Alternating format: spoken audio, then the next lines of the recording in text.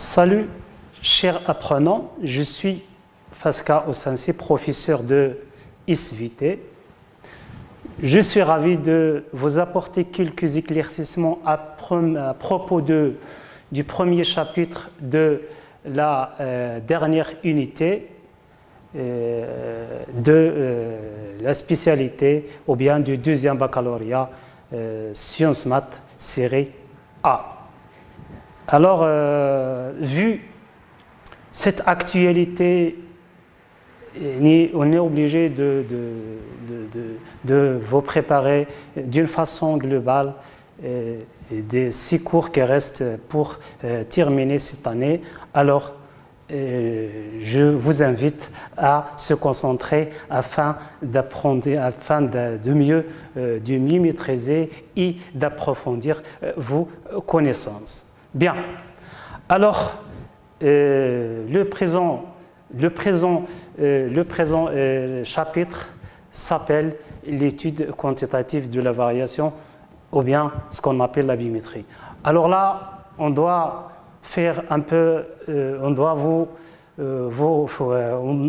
dois faire appel que vous avez déjà étudié les lois statistiques, la génétique humaine et avec vos professeurs.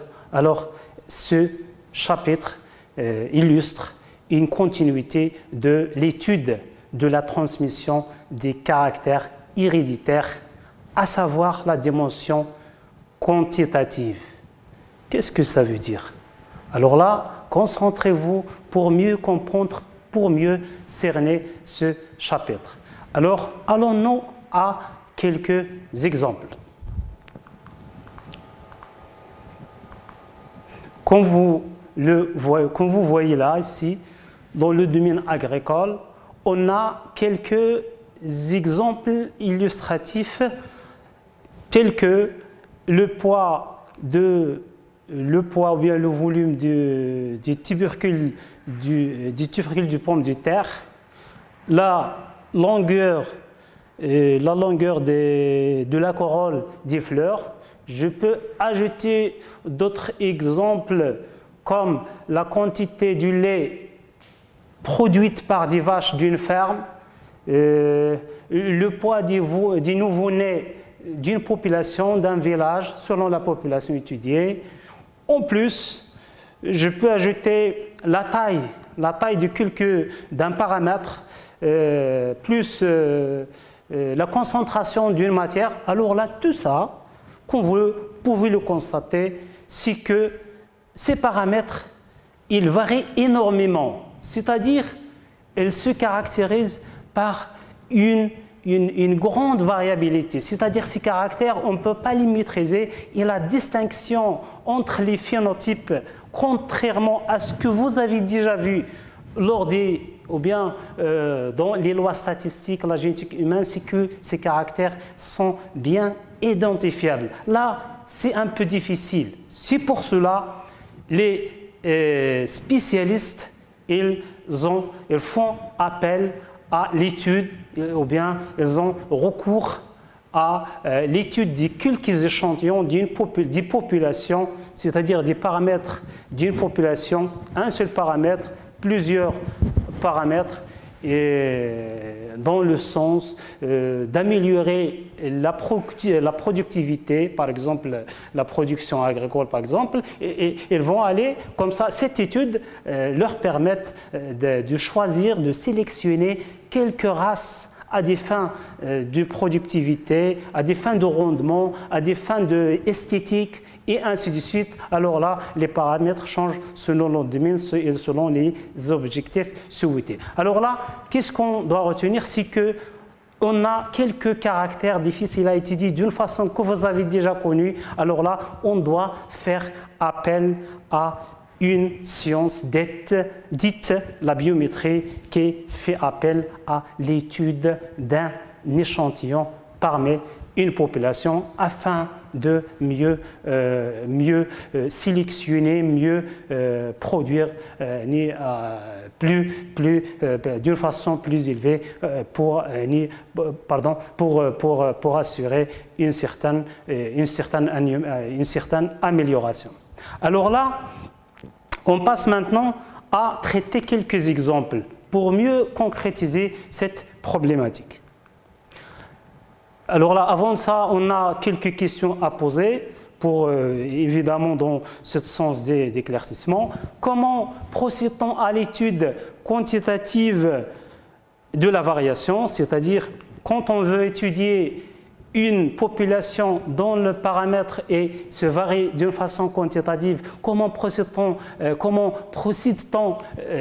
pour une analyse efficace avec des résultats qui vont aboutir à une sélection d'une race souhaitée selon des objectifs précédemment tracés. Alors passons au traitement de quelques exemples. Là, le premier exemple, il s'agit de la variation du nombre, du poil, des pattes du mâle de la drosophile. Oui. Alors là, les mâles de la drosophile se caractérisent par l'existence des poils durs en forme de pigne. Alors là, dans une population, nous voulons étudier ce paramètre. L'étude statistique a donné sur une population de 20 individus, alors elle a donné les résultats regroupés ou bien groupés dans un tableau comme le présente comme suivant. Le tableau ci-dessous présente les résultats statistiques d'un échantillon de 20 mâles. Là, il faut bien lire, il faut bien se concentrer sur la lecture des tableaux statistiques. Là, le nombre de poils au niveau des pattes, c'est de la variable, c'est de paramètres à étudier. Là, on a des mâles qui ont sur leurs pattes 11 poils, ceux qui ont 12, 13, 14, 15, 16. Ça, c'est le paramètre, ce n'est pas le nombre des individus, alors que la population étudiée, elle compte 20 individus. Alors là, comment peut-on lire cette correspondance? C'est que 11, on a un seul individu qui porte sur les pattes 11 poils. Ceux qui portent 12 poils, leur nombre est 3, et ainsi de suite. Alors là, on parle de la variable, et là, c'est de la fréquence, c'est-à-dire chaque valeur de la variable correspond à une fréquence. Là, c'est de la lecture des résultats statistiques obtenus. Alors, passons aux exemples que vous pouvez rencontrer lors de l'examen national. Là, la première question, déterminez en justifiant la réponse le type de la variable étudiée. La deuxième question, représentez graphiquement la répartition des fréquences sous forme de diagramme en bâton et polygone de fréquence. Alors là, concentrez-vous encore l'échelle, ils ont signalé ici lors de la schématisation, alors là, ou bien de traçage, respectivement 1 cm pour 2 individus et 1 cm pour 2 poils. Alors, pour répondre à la première question, déterminez votre réponse, le type de la variable étudiée. Alors, la variable, elle est là. C'est le nombre de poils portés par les mâles d'une population de 20 qui est les mâles de la drosophile. Alors, passons à la réponse. C'est très facile de répondre à la question du fait que le nombre, là, c'est